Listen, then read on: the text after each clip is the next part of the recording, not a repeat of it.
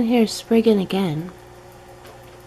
This time, he is helping himself to a dish of mealworms. And the white powder that you see on them is a calcium powder.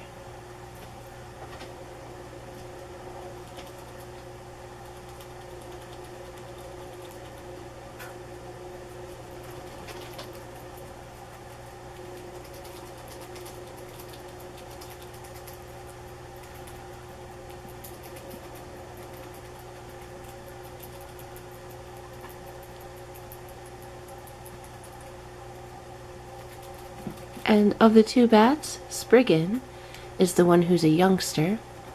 He was found last summer as a baby, and he was raised by wildlife rehabbers. So Spriggan is not quite a year old yet.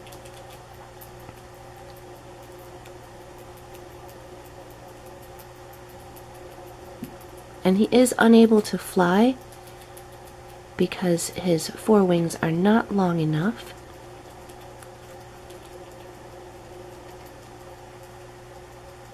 And unlike Pillywiggin, the other bat, I haven't ever seen him try to fly. Pilly does attempt flight, but has the same issue as this guy in being unable to fly because of his wings not being the right length.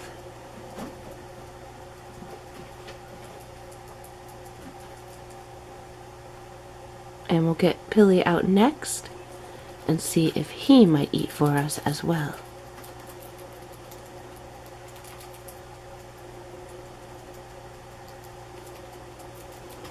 And here's our little Spriggan again. I normally show these guys all wrapped up and eating, so I thought that I should show them in a different mode because, well, they're much cuter when you can see them out. Now, this is the first video I've ever had without me wearing gloves.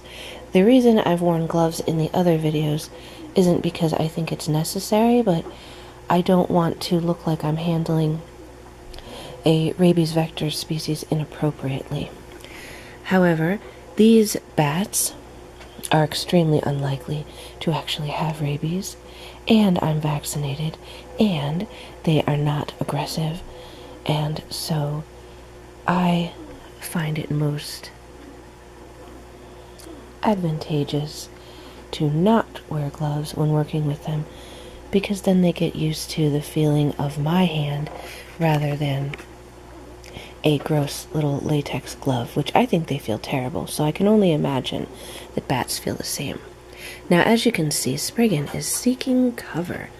That's because it's pretty bright here, and even if it wasn't, that's what these guys like to do. When they are not flying, they feel most comfortable tucked away into a crevice somewhere, and that crevice might be something like a natural shelter, like in a tree, or it might be something like a little space above an attic, or it might be blankets like these guys are accustomed to. So, with Sprig clearly saying he wants to go back to hiding, I will go ahead and put him back. I do want to show his adorable little tail though, but he's got it tucked up at the moment. Look how adorable it is though. The membrane on either side of the tail makes a little basket, and that's actually what they use to catch their prey. In fact, I have seen this guy, perhaps in a moment of confusion, catch a mealworm and then put it in his little tail basket as if he was catching it on the wing. Alright, Sprigs, I will put you back in and we will get Pilly. Alright, so here's our other bat. This is Pillywiggin. And for some reason, it always seems that I show Spriggan and I don't show Pilly. And it's not, of course, that I don't love Pilly just as much. He's a little bit more active when he is out, and so it can be a little bit trickier. Also, I don't have to hand feed him because, as you can see, he is still looking pretty chunky. He is 21 grams, Actually, Spriggan was the heaviest, but he lost a good deal of weight. And we wanted him to lose some, but we didn't necessarily want him to lose weight so quickly. So that is why I'm hand feeding him now, to make sure that Pilly doesn't eat all of Spriggan's food. But Pilly gets to eat on his own, which of course they prefer to do because it's more natural for them. So now Pilly was found as an adult, and he too is unable to fly. So he was the victim of a cat attack in someone's home, and initially it's thought that he might have been able to fly, but he lost the ability to fly as he grew and his wing bones did not grow with him. So that is the current thought about Pilly. Of course, we'll never know for sure. And as you can perhaps see, he's also missing one eye, which wouldn't really hinder him in flight necessarily, so he would probably still have been releasable into the wild even without. Because of course bats do have vision, but they depend primarily on their special sense of echolocation, which is like radar, in order to navigate and find their prey. So speaking of prey, I'm going to go ahead and get Pilly a dish of mealworms and see if he'll eat them in front of us. He probably won't, but we might just be lucky. Let's give it a try.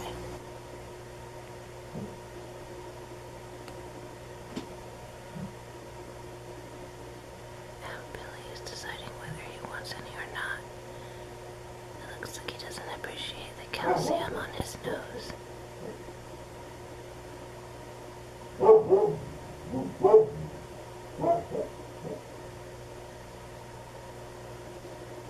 And of course, Winnow chose this moment to begin barking.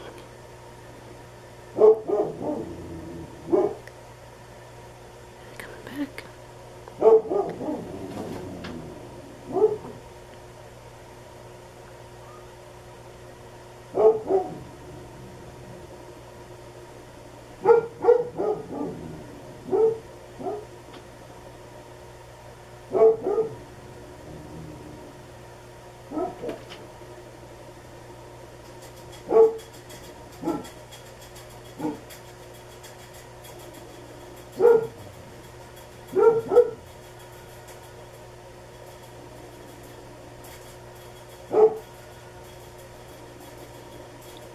Usually Pilly doesn't like to eat in front of people, so I didn't really expect that we would get him to do so. He was eating some, but of course as soon as I came over, well.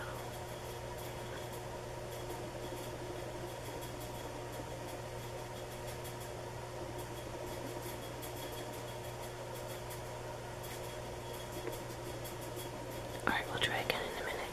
Unfortunately, he only ate 2.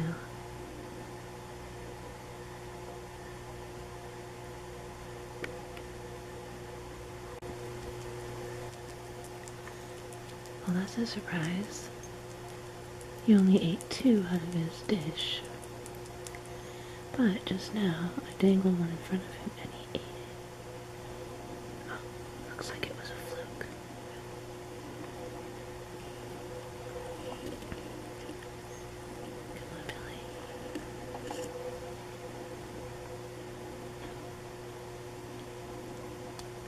He's like, I can't get away from it. It's everywhere I go.